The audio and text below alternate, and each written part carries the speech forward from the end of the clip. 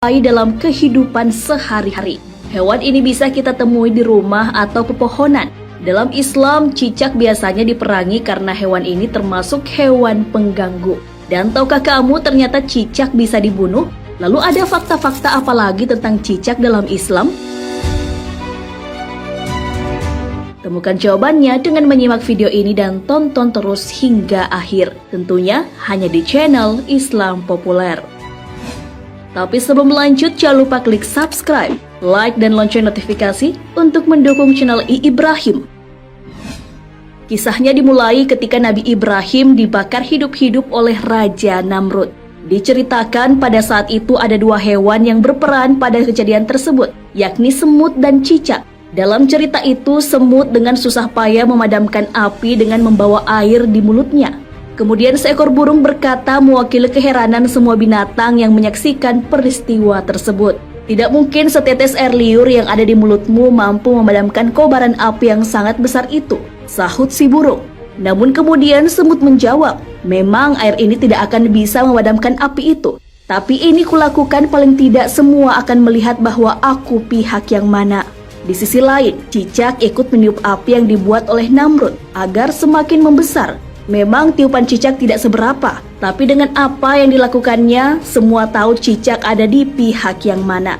Al-Munawi dalam kitab Faidul Qadir mengatakan, Allah Subhanahu wa Ta'ala memerintahkan untuk membunuh cicak karena cicak memiliki sifat tercela. Sementara dulu dia meniup api yang membakar Nabi Ibrahim sehingga api itu menjadi besar. Nah, membunuh cicak. Imam Nawawi dalam kitab Syarah Sahih Muslim menyebutkan, ilat bahwa cicak digolongkan hewan yang fasik karena ia merupakan hewan yang memberikan dampak mudarat dan mengganggu manusia. Beberapa hadis bahkan sangat menganjurkan umat muslim untuk membunuh cicak. Dikisahkan oleh Sa'ad bin Abi Waqqas radhiyallahu anhu bahwa Nabi SAW memerintahkan umatnya untuk membunuh cicak. Dan beliau menyebut cicak sebagai hewan fasik atau pengganggu. Hadis riwayat Muslim. Berlanjut dari hadis tersebut, Ibnu Majah meriwayatkan sebuah hadis yang mengisahkan bahwa ia bertemu dengan Aisyah dan melihat di rumahnya terdapat sebuah tombak yang tergeletak. Dia pun bertanya kepada Aisyah, "Wahai ibu kaum mukminin, apa yang engkau lakukan dengan tombak ini?" Aisyah menjawab, "Kami baru saja membunuh cicak-cicak. Sesungguhnya Nabi SAW pernah memberitahu kami bahwa tak kala Ibrahim alaihissalam dilemparkan ke dalam api, tak satu pun binatang di bumi saat itu kecuali dia akan memadamkannya, kecuali cicak yang meniup-niupkan apinya. Maka Rasulullah SAW memerintahkan untuk membunuhnya." Hadis riwayat Ibnu Majah.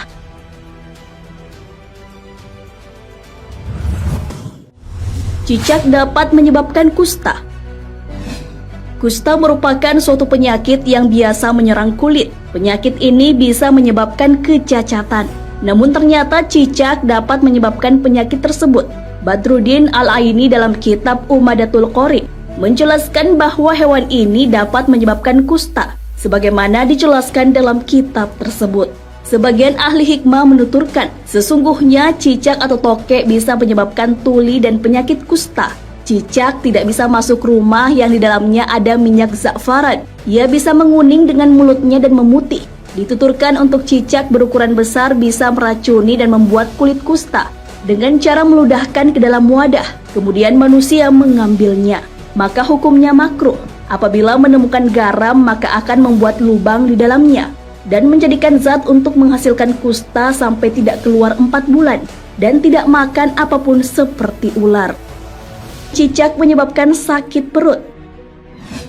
Cicak yang berkeliaran di langit-langit rumah terkadang membuat kotoran sembarangan. Tainya bisa jatuh ke lantai, mengenai badan, atau bahkan jatuh pada makanan. Dilansir dari halosehat.com, kotoran cicak mengandung bakteri E. coli yang menyebabkan sakit perut apabila masuk ke dalam tubuh. Bunuh cicak. Sunnah adalah perkara yang tidak wajib dilakukan, namun mendapatkan kebaikan jika dilakukan. Dalam membunuh cicak pun sudah tentu akan ada kebaikan yang menyertainya. Mengenai hal ini, Nabi SAW menjelaskan, perihal pahala yang akan didapatkan dengan mengamalkan anjurannya.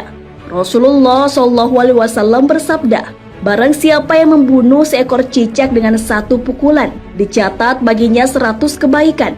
Dalam 2 pukulan, pahalanya kurang dari itu. Dalam 3 pukulan, pahalanya kurang dari itu. Hadis riwayat Muslim. Tak hanya itu, sebuah hadis lain juga mengisahkan tentang Aisyah yang mengatakan, aku mendengar bahwa Rasulullah SAW bersabda, barang siapa yang membunuh cicak, maka Allah akan menghapus 7 kesalahan atasnya. Hadis riwayat Tabrani. Mengapa diberikan kebaikan bagi membunuh cicak dengan pukulan-pukulan tertentu? Imam An-Nawawi dalam kitab Al-Minhaj, Syarah Sahih Muslim, menjelaskan bahwa anjuran membunuh cicak dalam hadis itu karena ia dapat menularkan penyakit. Membunuh hewan ini dengan pukulan tertentu karena semakin cepat dibunuh, maka akan semakin membuat diri kita aman dari penyakit.